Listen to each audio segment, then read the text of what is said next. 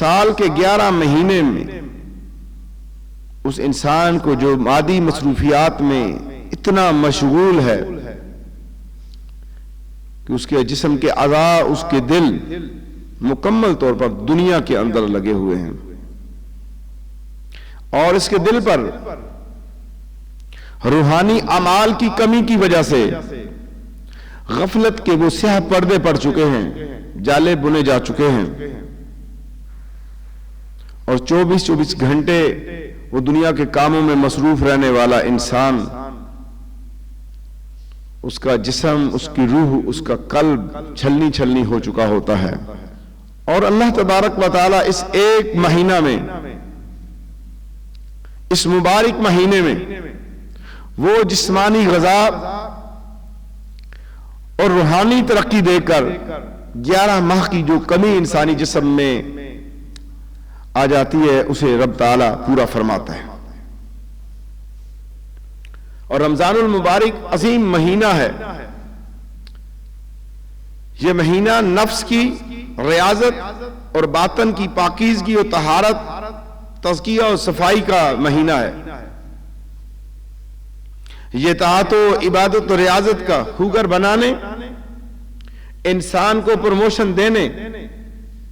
اور بھولے ہوئے انسان کو دوبارہ رب سے ملانے اور دل و نفس کو چمکا دینے والے تربیتی نظام سے مربوط یہ مقدس مہینہ انسان کے لیے نجات کا ذریعہ بن جاتا ہے۔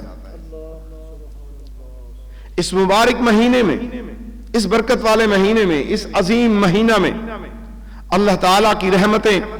گھٹائیں برستی ہیں، ہدایت و مغفرت کے فیصلے ہوتے ہیں، جسم و جان سے گناہوں کا میل چھڑا دیا جاتا ہے۔ اور اس مبارک اور مقدس مہینے کی خصوصیت یہ ہے کہ عبادت و بندگی کا آراستہ پیراستہ یہ انسان جب زینت سے مشزن ہوتا ہے تو اس کے گناہوں کو معاف کر دیا جاتا ہے،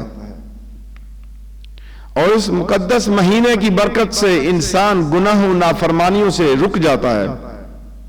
اجر و ثواب کے اس قدر خزانے لٹا دیے جاتے ہیں کہ جو اس کے فرض کا ثواب ہے 2 گنا کر دیا جاتا ہے، 70 گنا کر دیا جاتا ہے، اور نفل کا ثواب فرض کے برابر کر دیا جاتا ہے، اور روزے کے ثواب کو تو ہر طرح کے پیمانے سے بالا تر کر دیا گیا ہے کہ اے ابن آدم، ہر نیک عمل کا اجر 10 گنا سے لے کر 7 گنا تک دیا جاتا ہے،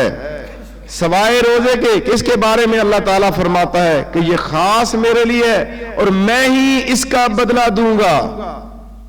یعنی روزے کے لیے جو اللہ نے عطا کرنا ہے مومن کو، اس کے لیے کوئی فگر جو ہے مخصوص نہیں کیا گیا۔